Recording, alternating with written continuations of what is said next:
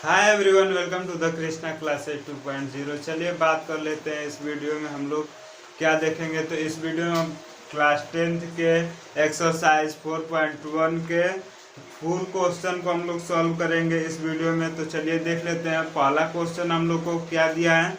हम लोग को पहला क्वेश्चन दिया है, जांच कीजिए कि क्या निम्नलिखित द्विघात समीकरण है। तो पहला इसमें हम लोग को दिया है x+1 के पावर 2 दिया हम लोग को x+1 के power 2 is equal to x+1 के power 2 is equal to 2 into x-3। ये हम लोग का इसका पहला दिया है। फर्स्ट क्वेश्चन का फर्स्ट पार्ट हम लोग को क्या दिया है, x+1 के power 2 is equal to 2 into x-3। तो चलिए इसको हम लोग सॉल्व कर लेते हैं। तो इसको हम लोग को बस बताना है कि ये द्विघात समीकरण है या नहीं। तो इसका हम लोग वर्ग करेंगे, तो हम लोग का वर्ग a प्लस बी का होल स्क्वायर क्या होता है, a प्लस बी का होल स्क्वायर क्या होता है, a square plus b square plus 2ab। ये हम लोग का a प्लस बी के होल स्क्वायर का सूत्र होता है। अब हम लोग इसी पे इसको हम लोग तोड़ के रख देंगे, तो a इक्वल टू x हो जाएगा और b इक्वल टू 1। तो हम लोग इसी पे इसको सॉल्व कर देंगे। तो x a equal to x है, तो a का स्क्वायर है तो x का भी स्क्वायर हो जाएगा, प्लस 1 का square plus 2 into x into 1। तो ये हम लोग का क्या हो जाएगा, x square plus 1 plus 2x। 2 में x का गुणा करेंगे तो 2x हो जाएगा, 2x का 1 में गुणा करेंगे तो 2x ही बचेगा। तो हम लोग का ये हम लोग को निकल के आ गया। तो इसको हम लोग सही में लिख लेते हैं, x square plus 2x plus 1। अब हम लोग इसको इधर वाले को सॉल्व करेंगे, तो इक्वल टू क्या है, इसका दोनों में गुणा करेंगे तो ये 2 इंटू 3 हो जाएगा। तो ये क्या हो जाएगा, हम लोग का 2x हो जाएगा, और 2 में -3 का गुणा करेंगे तो -6 हो जाएगा। अब ये यहाँ पे इसको हम लोग लाकर लिख देंगे, तो ये हो जाएगा 2x - 6। अब इसका हम लोग क्या करेंगे, पक्षांतर करेंगे, तो ये हो जाएगा एक्स स्क्वायर प्लस 2x। अब इस प्लस 1, अब इन दोनों को इधर पक्षांतर करेंगे तो ये प्लस है तो इधर आएगा तो क्या आ जाएगा, माइनस 2x। अब ये माइनस है तो इधर आएगा तो क्या आ जाएगा, प्लस 6 इज इक्वल टू कितना आ जाएगा, 0। अब इसको हम लोग ऐसे भी लिख सकते हैं, 2x से -2x से प्लस 2x कैंसिल हो जाएगा। अब ये हो जाएगा x square plus 1 plus 6 equal to 0। तो ये क्या हो जाएगा, एक्स स्क्वायर प्लस 6 और 1 कितना हो जाएगा, 7। इसको ऐड करेंगे तो 7 हो जाएगा इक्वल टू 0। अब हम लोग को द्विघात समीकरण का मानक रूप क्या होता है, a into x square plus b x plus c equal to 0, इस रूप का होता है। अब हम लोग यहाँ पे इसको ऐसे भी लिख सकते हैं, x square plus 0 into x plus 7 equal to 0। क्या हम लोग का इसको ये रूप का हो गया, इंटू इसमें हम लोग 1 लिख लेंगे, तो ये हम लोग का इस रूप का निकल के आ गया।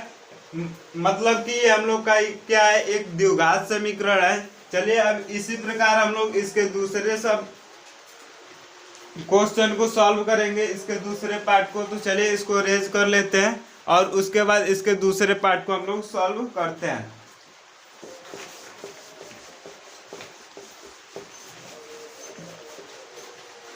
इस वीडियो में हम लोग इसको पूरे कंप्लीट चैप्टर, पूरे कंप्लीट एक्सरसाइज को हम लोग करेंगे। तो ये वीडियो थोड़ी सी लंबी हो सकती है। अब हम लोग इसके दूसरे पार्ट को हम लोग सॉल्व करते हैं, एक्स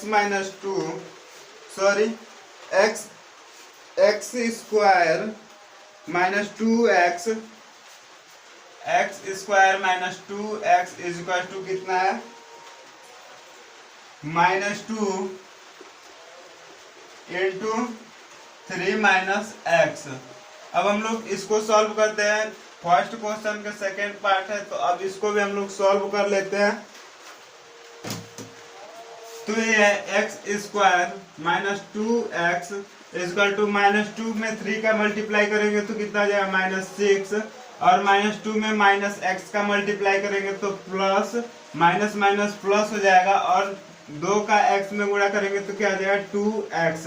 अब इसका हम लोग पक्षांतर कर देंगे तो ये हो जाएगा एक्स स्क्वायर माइनस 2x, और इसको इधर लाएंगे तो ये माइनस है तो ये प्लस हो जाएगा, तो +6, और ये प्लस है तो माइनस हो जाएगा -2x इजकल टू 0। तो ये हो जाएगा एक्स स्क्वायर माइनस 2x, और ये -2x इसको भी पास में लिख लेते हैं, +6 इजकल टू 0। अब ये माइनस माइनस है तो इस एक ही में जुट जाएगा, तो x square minus 4x plus 6 is equal to 0। क्या है हम लोग का द्विघात समीकरण के रूप में है? हाँ, ये हम लोग को ax square plus bx plus c is equal to 0 इस रूप का हम लोग को दिखाई दे रहा है। यहाँ पे माइनस प्लस कुछ भी हो सकता है। तो ये हम लोग का एक द्विघात समीकरण है, ये भी हम लोग का सही है। अब चलिए तीसरे नंबर इसके पार्ट को सॉल्व करते हैं हम लोग, इसको रेज करके।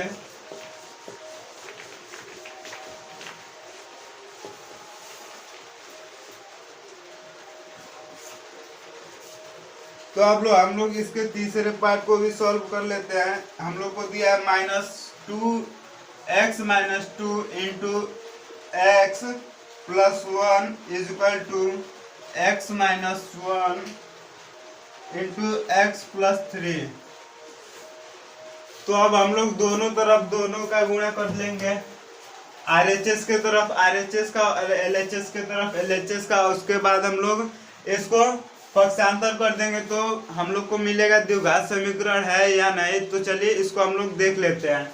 तो इसका हम लोग गुणा करेंगे तो पहले x से इस दोनों में गुणा करेंगे, फिर -2 से इन दोनों में गुणा करेंगे। तो x से गुणा करते हैं तो क्या हो जाएगा, x में x का गुणा होगा तो एक्स स्क्वायर, और x में +1 का गुणा होगा तो क्या हो जाएगा x, और -2 में x का गुणा होगा तो -2x हो जाएगा, और माइनस और प्लस मिलके क्या हो जाएगा माइनस, और -2 से +1 में गुणा होगा तो -2 हो जाएगा। अब हम लोग इसके इस वाले पक्ष को हम लोग सॉल्व करेंगे।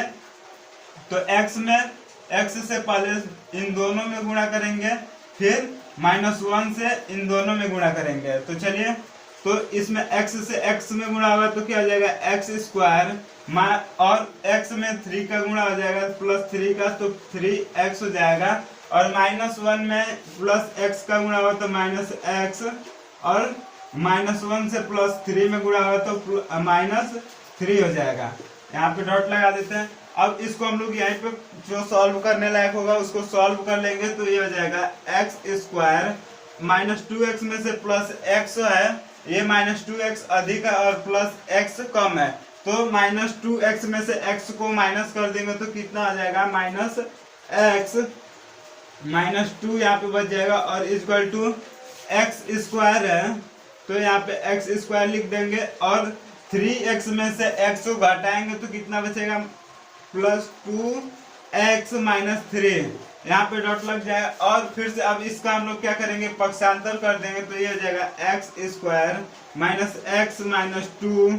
अब इसको इधर लाएंगे तो जो प्लस में होगा वो माइनस में हो जाएगा, और जो माइनस में होगा वो प्लस में हो जाएगा। तो चलिए इसको हम लोग इधर पक्षांतर करेंगे तो ये हो जाएगा -x स्क्वायर -2x, और ये माइनस है तो इधर आएगा तो ये +3 इक्वल टू कितना आ जाएगा 0। अब इसको +x स्क्वायर से -x स्क्वायर कैंसिल हो जाएगा।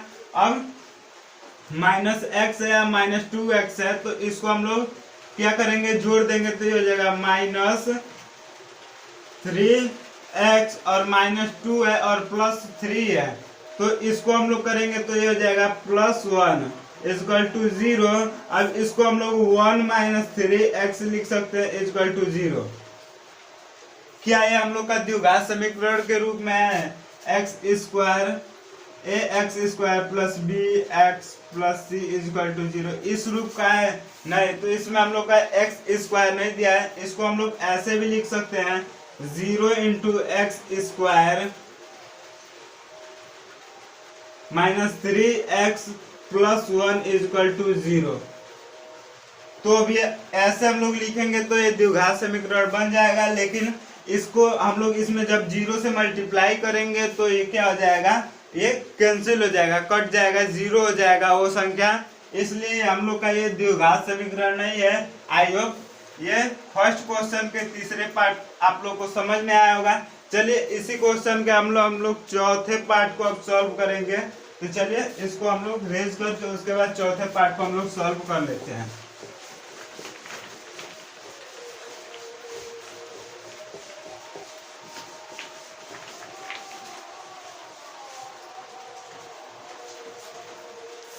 इसका हम लोग का चौथा पार्ट क्या दिया है, x - 3 into 2x + 1 = x into x + 5।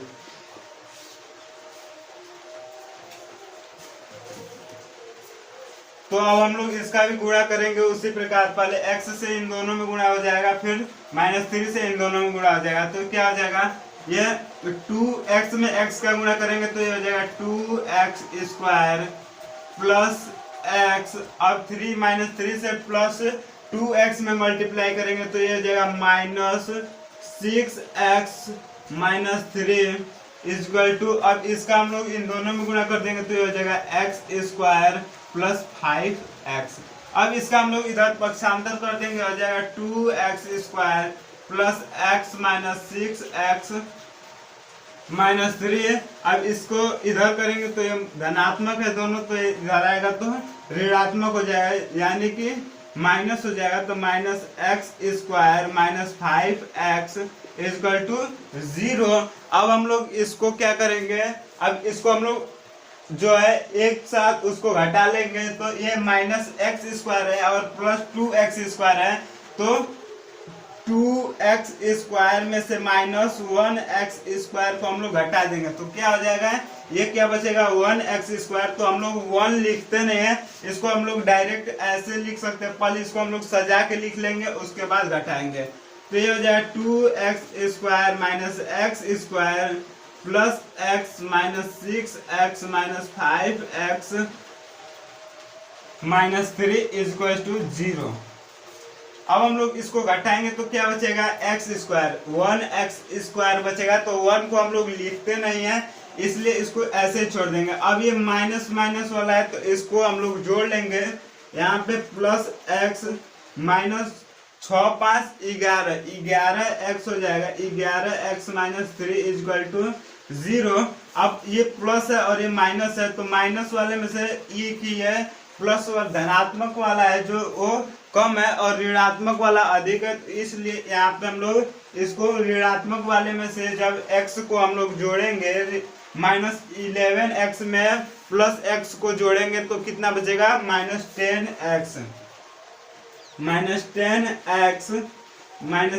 = 0। ये हम लोग का क्या है, एक द्विघात समीकरण के रूप में है। इसकी घात कितनी है, 2 है। ये हम लोग का एक द्विघात समीकरण के रूप में है। ये हम लोग का फर्स्ट क्वेश्चन का चौथा पार्ट था। आई होप आप लोग को ये समझ में आया होगा। चलिए अब नेक्स्ट क्वेश्चन को हम लोग इसी नेक्स्ट क्वेश्चन को सॉल्व करते हैं। अब हम लोग दूसरे क्वेश्चन को सॉल्व करेंगे।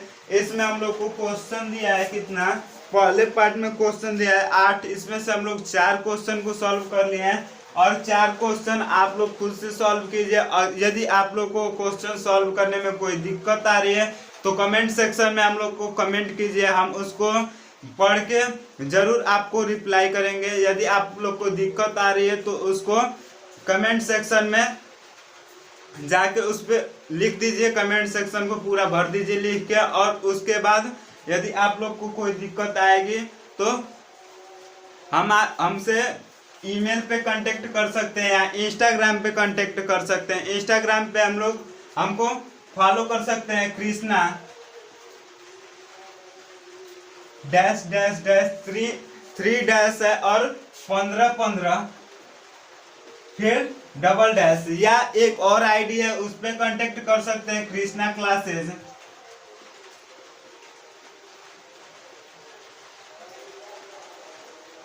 टू 2.0 इस पे कांटेक्ट कर सकते हैं या हमको आप लोग फॉलो कर सकते हैं। और टेलीग्राम चैनल में आप लोग जुड़ जाइए, लिखिएगा कृष्णा क्लासेस।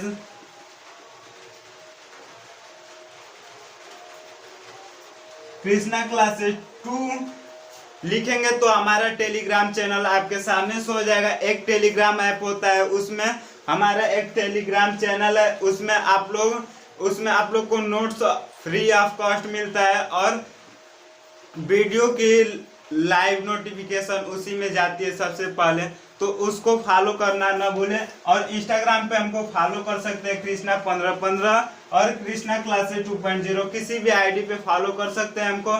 चलिए 28 मीटर स्क्वायर आयतकार भूमि का क्षेत्रफल कितना है? आयतकार भूखंड का क्षेत्रफल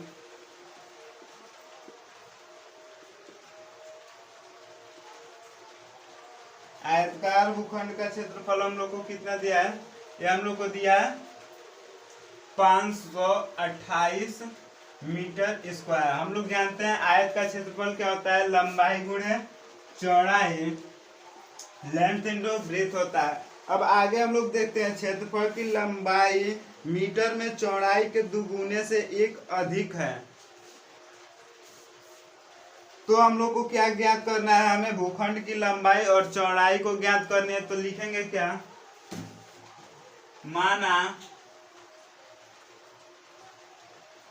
माना यहां से हम लोग हल करते हैं। माना कि भूखंड की लंबाई चौड़ाई x मीटर है, तो प्रश्न अनुसार क्या हो जाएगा?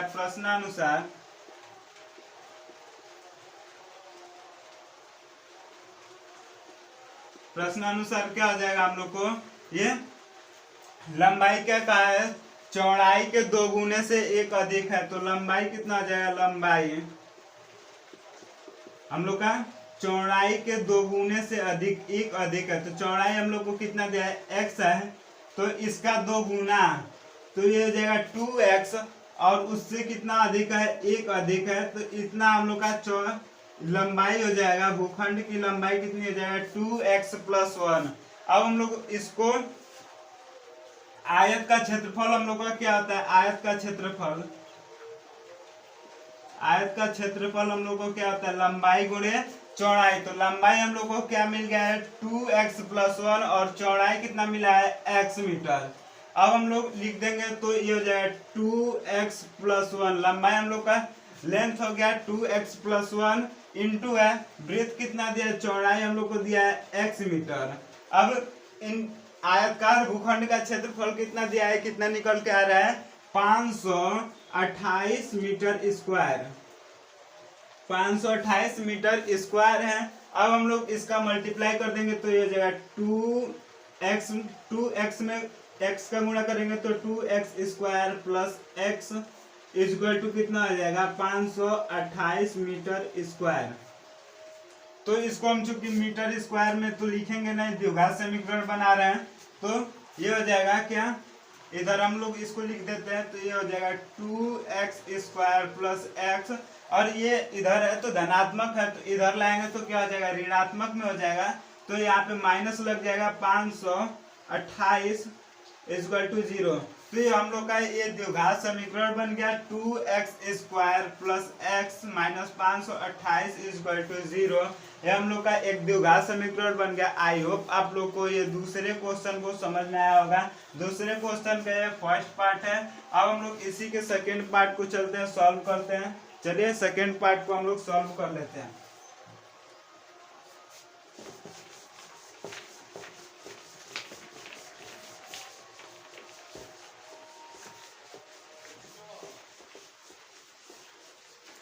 तो हम लोग का ये सेकेंड पार्ट क्या दिया है?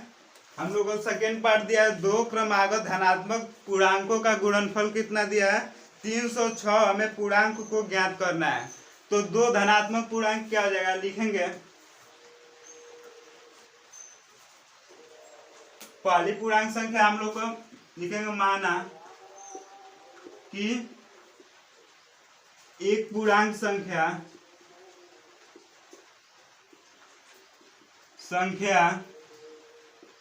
x है।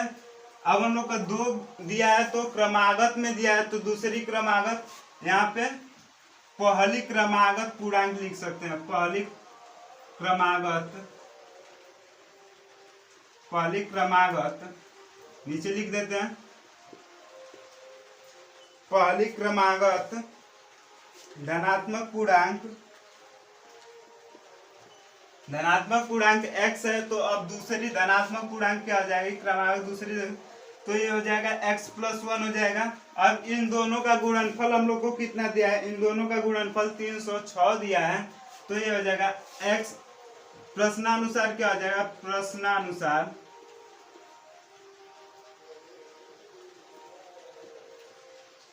प्रश्नानुसार हो जाएगा x इंटू x+1 = 306।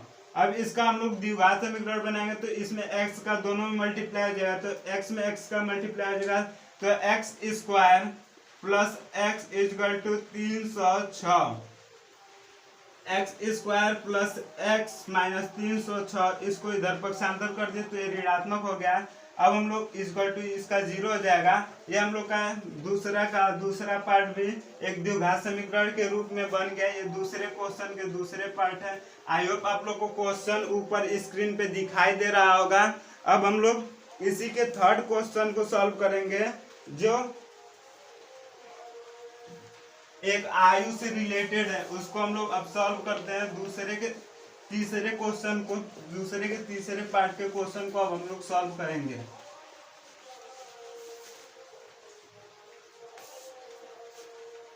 तो दिया है रोहन की माँ उससे 26 वर्ष बड़ी है, उसकी आयु वर्तमान में वर्षों में का गुणनफल अब से 3 वर्ष पश्चात 360 हो जाएगी। हमें रोहन की वर्तमान आयु ज्ञात करनी है।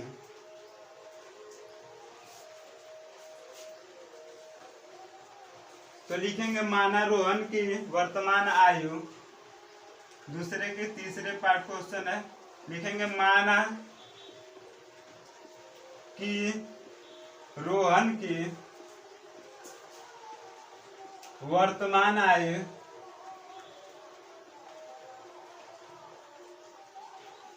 x वर्ष है।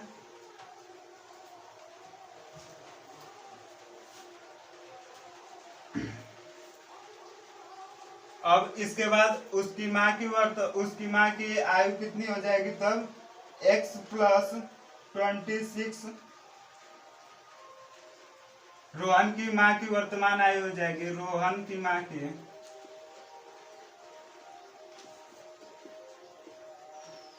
वर्तमान आयु x+26 वर्ष हो जाएगा,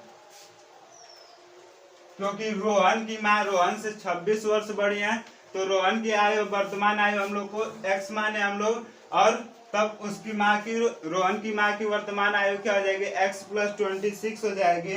अब हम लोग को क्या क्वेश्चन में दिया है, उसकी आयु का गुणनफल अब से, वर्तमान से 3 वर्ष पश्चात उसकी आयु कितनी हो जा रही है, उसकी माँ की आयु 3 वर्ष पश्चात 360 हो जाएगी।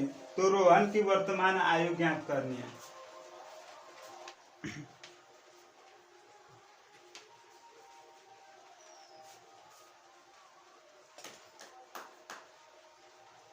तब 3 वर्ष पश्चात, 3 वर्ष बाद रोहन की आयु कितनी हो जाएगी, तो 3 वर्ष बाद रोहन की आयु कितनी हो जाएगी, 3 वर्ष बाद रोहन की आयु x+3 हो जाएगी। वर्तमान इस समय x वर्ष है, तो 3 वर्ष बाद उसकी आयु कितनी हो जाएगी, x+3, और रोहन की माँ की आयु कितनी हो जाएगी, 3 वर्ष बाद रोहन की माँ की आयु x+26 है। +3 हो जाएगा।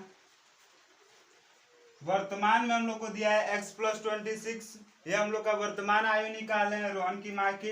अब 3 वर्ष बाद रोहन की माँ की आयु कितनी हो जाएगी, x + 29 हो जाएगा।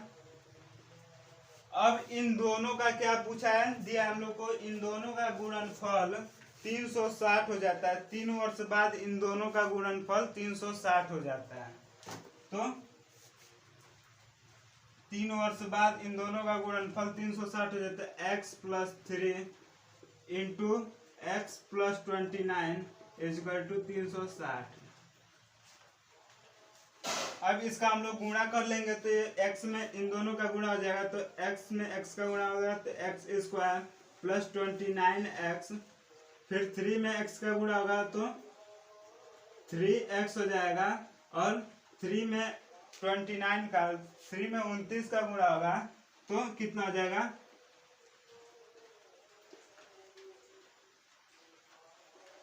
87 हो जाएगा। 3 में 29 का गुणा होगा तो 87 हो जाएगा। इधर हम लोग गुणा करके भी देख लेते हैं। हाँ, इतना ही आ रहा है हम लोग का। 9 × 27 और 3 × 6 = 8, तो ये हम लोग का 87 हो जाएगा = 360। आई होप आप लोग को ये नीचे दिखाई दे रहा होगा। चलिए अब हम लोग इसको इधर हम लोग लिखते हैं। ये हो जाएगा x² + 29x है प्लस इस 3x है, तो इसको हम लोग जोड़ देंगे तो ये हो जाएगा +32x + 87 = 360। तो ये हो जाएगा x² + 32x 87 + 87 - 360 = 0। अब इसको हम लोग घटा देंगे तो ये हो जाएगा x² + 32x, 10 में से 7 जाएगा तो कितना बचेगा, 3, और 5 में से 8 जाएगा तो यहाँ पे 5 बचेगा, तो 5 में से 8 तो जाएगा नहीं, तो यहाँ से हम लोग एक कैरी लेंगे तो ये हो जाएगा यहाँ पे 15 में से 8 जाएगा तो 7 और 2 यहाँ पे लिख देंगे, तो ये हो जाएगा हम लोग, ये एक प्रकार का हम लोग का द्विघात समीकरण बन गया। x² + 32x - 273 = 0। ये हम लोग का दूसरे क्वेश्चन के तीसरे पार्ट है, जो कि ये हम लोग का एक द्विघात समीकरण निकल के आया है। x² + 32x - 270 = 0। ये हम लोग का एक द्विघात समीकरण निकल गया है। आई होप आप लोग को दूसरे क्वेश्चन के तीसरे पार्ट में कोई दिक्कत नहीं होगा। तो अब हम लोग इसके चौथे पार्ट को हम लोग अब इसी के साथ ही सॉल्व कर लेंगे, क्योंकि हम लोग को एक ही वीडियो में पूरे एक्सरसाइज को कवर करना है। तो आप लोग वीडियो में आई होप आप लोग बने ही होंगे। यदि वीडियो अच्छी लग रही हो तो इसको लाइक कर दीजिए, चैनल पे नए हो तो चैनल को सब्सक्राइब कर दीजिए, और बेल आइकन को दबाना ना भूलिए, ताकि हमारी जो भी वीडियो है सबसे पहले आप तक पहुंचेगी, उसकी नोटिफिकेशन।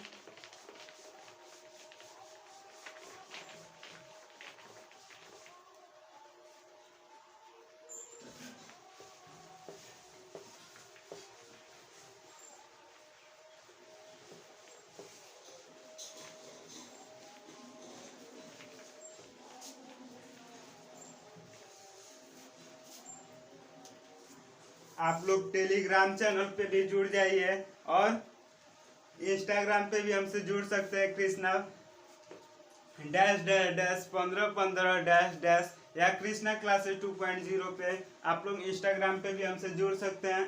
टेलीग्राम पे कृष्णा क्लासेस 2 लिखेंगे तो हमारा टेलीग्राम चैनल आ जाएगा, उस पर भी आप लोग जुड़ सकते हैं। चलिए अब हम लोग इसी के दूसरे क्वेश्चन के चौथे पार्ट को हम लोग सॉल्व करते हैं। दिया है हम लोग को क्या, चौथा कोई पार्ट। ये एक मोस्ट इम्पोर्टेंट क्वेश्चन है जो बोर्ड एग्जाम में 2023 में भी पूछा गया था। ये हर साल रिपीटेड होता है, ऐसा ही क्वेश्चन आता है। तो चलिए इसको भी हम लोग सॉल्व कर लेते हैं। तो ये हम लोग को दिया है एक रेलगाड़ी 480 किलोमीटर की दूरी समान चाल से तय करती है। यदि इसकी चाल 8 किलोमीटर प्रति घंटा कम कर दी जाए तो वह उसी दूरी को तय करने में 3 घंटे अधिक समय लेती है। हमें रेलगाड़ी की चाल ज्ञात करनी है। तो लिखेंगे क्या, रेलगाड़ी कुल डिस्टेंस कितनी तय करती है। फुल डिस्टेंस को हम लोग s से डिनोट कर देते हैं, इसमें s से प्रदर्शित कर देते हैं। तो s equal to 480 kilometre.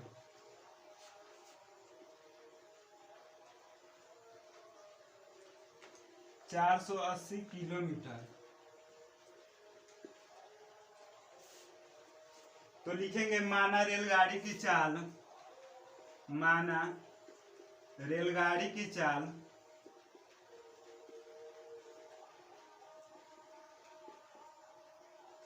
x kilometre प्रति घंटा है। अब रेलगाड़ी की चाल में से हम लोग कितना उसके चाल को घटा दे रहे हैं, 8 किलोमीटर प्रति घंटा रेलगाड़ी की चाल में से हम लोग घटा दे रहे हैं। तो हम लोग ये भी जानते हैं चाल बराबर क्या होता है, दूरी बटे चाल बराबर दूरी बटे कुल समय अंतराल। ये हम लोग का चाल का सूत्र होता है, चाल बराबर दूरी बटे समय।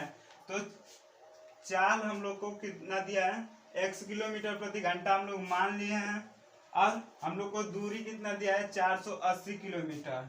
तो हम लोग इसमें समय को निकालेंगे पहले। तो t इक्वल टू क्या आ जाएगा, s अपान मतलब दूरी बटे चाल। तो समय बराबर हम लोग को क्या मिला है, दूरी बटे चाल। तो दूरी कितना दिया है 480 किलोमीटर, 80 किलोमीटर। और किस चाल से चल रहे हैं, x किलोमीटर प्रति घंटा की चाल से हम लोग चल रहे हैं। तो हम लोग का यहाँ पे समय निकल जाएगा t इक्वल टू 480 बटे x। अब हम लोग इसको ऐसे ही छोड़ देते हैं। अब फिर से आगे हम लोग को क्या क्वेश्चन में दिया है, चलिए देख लेते हैं। तो आगे हम लोग को क्वेश्चन में दिया है 8 किलोमीटर प्रति घंटा चाल में से हम लोग कम कर दे रहे हैं, तब उसमें कितना समय लगेगा, तो उसको भी निकाल लेते हैं। तो 8 किलोमीटर प्रति घंटा कम करने पे कितना समय निकल रहा है उसको हम लोग देख लेते हैं। तो ये हो जाएगा क्या, t इक्वल टू इसी में से हम लोग घटा दे रहे हैं, समय भी निकल जाएगा और वो भी हो जाएगा। तो 480 बटे x माइनस 8, या हम लोग यहाँ पे लिख सकते हैं क्वेश्चन में कि रेलगाड़ी की चाल में 8 किलोमीटर प्रति घंटा की दर से 8 किलोमीटर प्रति घंटा की चाल इसमें से कम करने पे, तो चाल में से ये हो जाएगा तो x माइनस 8 किलोमीटर प्रति घंटा। ये हम लोग का निकल के चला आएगा x माइनस 8 किलोमीटर प्रति घंटा। जब 8 किलोमीटर प्रति घंटा की चाल को हम लोग कम कर रहे हैं, तो हम लोग का इसका चाल x किलोमीटर प्रति घंटा दिया है, इसमें से 8 किलोमीटर प्रति घंटा कम कर दे रहे हैं। तो रेलगाड़ी द्वारा तय किए गए दूरी में लगा समय, तो ये हम लोग का कितना निकल के आएगा, t equal to 480 minus x। अब हम लोग को क्वेश्चन में क्या दिया है, जब इसको 8 किलोमीटर प्रति घंटा इसकी चाल को कम कर रहे हैं तो समय कितना अधिक लग रहा है, 3 घंटा और लग रहा है। तो इसमें हम लोग 3 घंटा को जोड़ देंगे तो +3 आवर्स कर देंगे। तो ये क्या हो जाएगा, t इक्वल टू 480 बटे x प्लस 3। अब इसको हम लोग दोनों एक पास कर लेंगे तो ये हो जाएगा 480 बटे x प्लस 3 इक्वल टू 480 बटे x माइनस 8। अब इसका हम लोग पक्षांतर कर देंगे तो ये क्या हो जाएगा, 3 इक्वल टू 480 बटे x माइनस 8। और इधर धनात्मक है तो इधर आएगा तो क्या हो जाएगा, ऋणात्मक हो जाएगा। तो ये हो जाएगा 480 बटे x। इसको ऊपर को हम लोग रेज कर ले रहे हैं, आप लोग स्क्रीनशॉट मार लीजिए और उसके बाद हम लोग इसके ऊपर का रेज कर लेते हैं।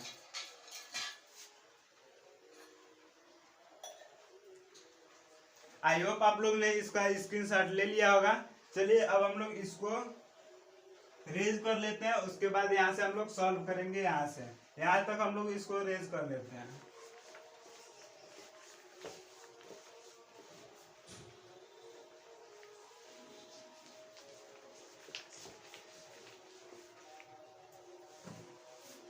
तो ये हम लोग को क्या निकल गया है, 480 - 8 - 480 = 3।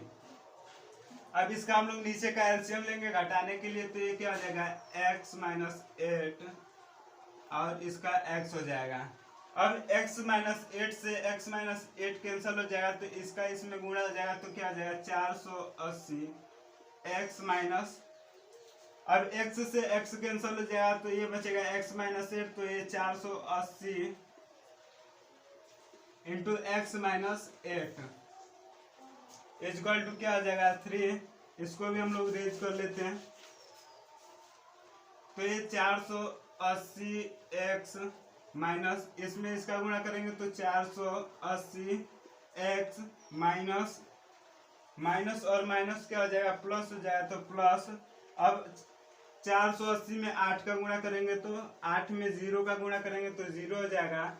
8 में 8 का गुणा करेंगे तो 64, 64 के 4 और शेषफल कितना बचेगा, कैरी 6 बचेगा। तो 8 चौको 32, 6 38।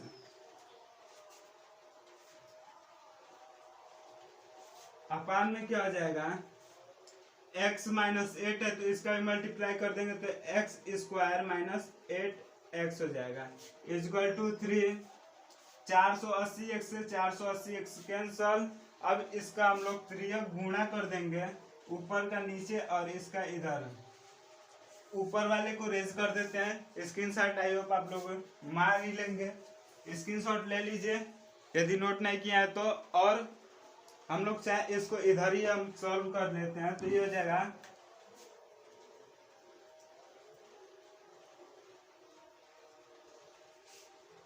इसका 3 गुणा कर देंगे तो ये 3x² - 24x ये हो जाएगा। अब इसका हम लोग 3 से भाग कर देंगे, दोनों पक्षों में लिखेंगे 3 से दोनों पक्षों में भाग देने पर ये भी हम लोग का द्विघात समीकरण हो गया है। लेकिन इसको हम लोग क्या करेंगे, और छोटा कर देंगे। जितना छोटा हो जाता है उतना ही अच्छा होगा। तो इसको हम लोग देख लेते हैं, ये 3 से भाग दे सकते हैं। 8 - 3 = 11, 4 - 15, ये 3 से भाग दिया जा सकता है। तो ये हो जाएगा 3840/3 = 3x² - 24x। इसका भी अपान 3 और इसका भी अपान 3। तो 3 से 3 कैंसिल हो जाएगा, 3 × 8 = 24 और ये 3 × 1 = 3, 3 × 2 = 6, 3 × 8 = 24 और 0। तो हो जाएगा 1280 = x² - 8x। अब इसका पक्षांतर कर देंगे तो ये हो जाएगा x² - 8x - 1280 = 0। ये हम लोग का एक द्विघात समीकरण बन के आ गया। आई होप आप लोग को ये एक्सरसाइज, पूरे कंप्लीट एक्सरसाइज को हम लोग एक ही वीडियो में सॉल्व कर दिए हैं। आई होप आप लोग को ये पसंद आया होगा। यदि वीडियो अच्छी लगे तो इसको लाइक कर दे, चैनल पे नया है तो चैनल को सब्सक्राइब कर दे। यदि आप हमको इंस्टाग्राम पे फॉलो करना चाहते हैं तो फॉलो कर सकते हैं, कृष्णा -1515 या फॉलो कर सकते हैं कृष्णा क्लासेज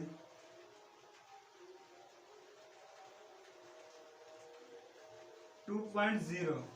इस पे हम लोग इंस्टाग्राम पे फॉलो कर सकते हैं। टेलीग्राम चैनल में जुड़ना चाहते हैं तो कृष्णा क्लासेज 2 सर्च करेंगे तो टेलीग्राम चैनल में हमारा चैनल ऊपर ही आ जाएगा। I hope